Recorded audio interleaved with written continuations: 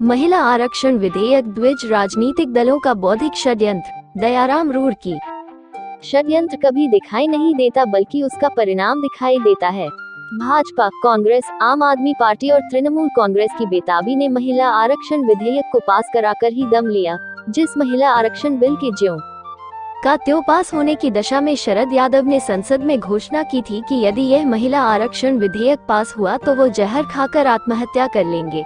शासन जातीय महिला आरक्षण बिल पास होने पर जहां एक तरफ खुशियां जाहिर की तो दूसरी तरफ SC, ST, OBC के उन घरों में मातम छा गया जो महिला आरक्षण बिल की बारीकियों और आर्य ब्राह्मणों के बौद्धिक षड्यंत्र को अच्छी तरह समझ रहे थे, जिन्हें शास्त्र सम्मत धार्मिक धारणाओं का अनुभव रहा। जिन शास्त्र सम्मत धार्मिक धारणाओं ने नारी के वर्तमान और भविष्य दोनों को चौपट किया। अन्य पिछड़े वर्ग की महिलाओं को तो महिला आरक्षण बिल के विषय में ABCD तक नहीं पता है।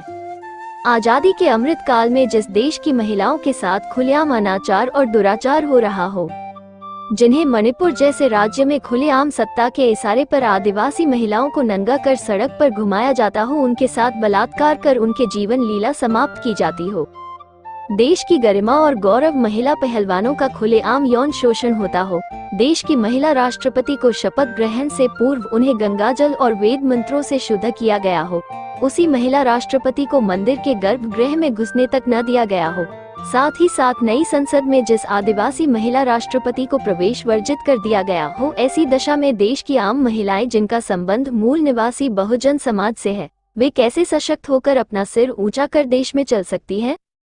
जिस सनातन धर्म एवं संस्कृति में नारी अवगुणों की खान और ताड़ना की अधिकारी, नरक का दरवाजा एवं अधम से अधम लिखित रूप से घोषित हो, फिर वे महिलाएं सशक्त कैसे हो सकती है?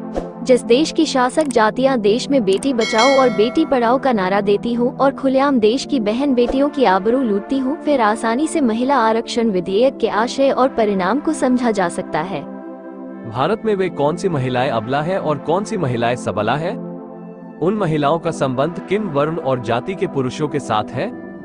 किन वर्ण और जाति की भोजन माताओं के हाथ का बना हुआ भोजन स्कूल के बच्चे खाने से मना कर देते हैं और सरकार को भोजन माताओं को बदलना पड़ता है। जिन पुरुषों को आर्य संस्कृति ने निरादर और दरिद्रता परोसा है, उनकी महिलाओं को भी शास्त्र सम्मत निरादर और दरिद्रता मिली है। रामचरितमानस में यदि तेली, कुम्हार, कोल, कलवार अधम और नीच तथा अहीर, यवन, मुसहर और नट आदि पापी कौमें घोषित हों, फिर उनकी महिलाएं भी इस श्रेणी में गिनी जाती हैं। ऐसी दशा में उन्हें सशक्त बनाने के लिए महिला आरक्षण में उनको अलग से प्रतिनिधित्व देना उचित है या नहीं, इस पर पीड़ित वर्ग ही समझ सकता है, प्रताड़ित करने वाला वर्ग कभी भी नहीं समझ सकता।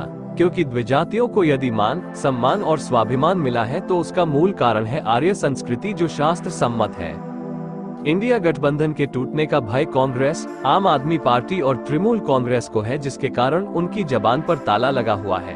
यदि गठबंधन के दलों से वे बगावत करते हैं तो उनके सामने खाई है, और महिला आरक्षण विधेयक कोटे में कोटे का समर्थन करते हैं तो भी सामने खाई है। इसी पेसो पेस में वे फूंक फूंक कर कदम रख रहे हैं, किंतु वे अपने लक्ष्य से कभी हटने वाले नहीं हैं। यदि ग्राम सभाओं, न्याय पंचायतों और नगर निगमों में पिछड़े वर्ग को राजनीतिक आरक्षण की व्यवस्था है तो विधानसभाओं और संसद में क्यों नहीं? अनुसूचित जातियों और जनजातीय को सांसद और विधानसभाओं के लिए जाति आधारित जनगणना यदि उचित है तो पिछड़े वर्ग की जाति आधारित जनगणना क्यों नहीं?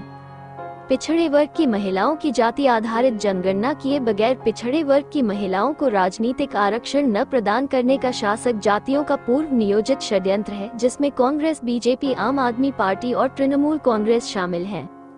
अल्पजन कभी शासक नहीं बन सकता, शासक बनने के लिए बहुजन बनना पड़ता है। द्विजातीय संसद और विधानसभाओं में बहुजन बनने के लिए महिला आरक्षण को लागू करने का सफल प्रयास किया है, जिससे द्विज महिलाएं संसद में पहुंचकर उनकी संख्या को बढ़ा सके और लोकतंत्र की दुहाई देकर सत्ता में यथावत बने रहें और भारत के मूल निवासियों को हमेशा हमेशा के लिए अपनी आर्य संस्कृति के नियंत्रण में रखकर उनका सामाजिक, आर्थिक और राजनीतिक शोषण करते रहें। जब द्विजातियां के राजनीतिक दलों से चुने हुए अछूत और पिछड़े वर्ग के सांसद और विधायक उनके बंधक रहकर अपने समाज के हित में अपनी सच बात नहीं कह सकते, फिर महिला आरक्षण से चुने हुई महिला सांसद और विधायक जो सदियों से पुरुषों की दासी रही हैं, वह कैसे अपने समाज के हित में जुबान खोल सकती हैं? उन्हें वहाँ भी गुलामी की जिंदगी जीना पड़ेगा। वे कभी ही सशक्त नारी का रूप धारण नहीं कर सकती। जिन द्विजातियों ने अपने अपने राजनीतिक दलों में महिलाओं को 33% आरक्षण नहीं प्रदान कर सके, फिर उनकी मंशा को समझा जा सकता है कि उनका मकसद महिलाओं को उनका मानवीय अधिकार देना नहीं, बल्कि महिला आरक्षण बिल उनके भविष्य को चौपट करने की कवायद के सिवा और कुछ भी नहीं है। देश की आधी आबादी को उनकी जनसंख्या के अनुपात उन्हें राजनीतिक आरक्षण प्रदान न करना उनकी बौद्धिक बदमाशी है।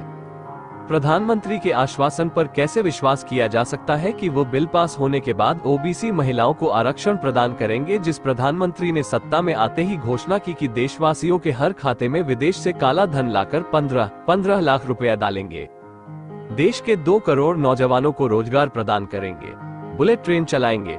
उनका सारा का सारा वादा झूठा था। इतना ही नहीं, उन्होंने पिछड़े वर्गों की जाति आधारित जनगणना की घोषणा भी की थी और बाद में मुकर गए। महिला आरक्षण बिल पर ऐसे झूठे प्रधानमंत्री की बातों पर यकीन करना अपने आप को धोखा देना है।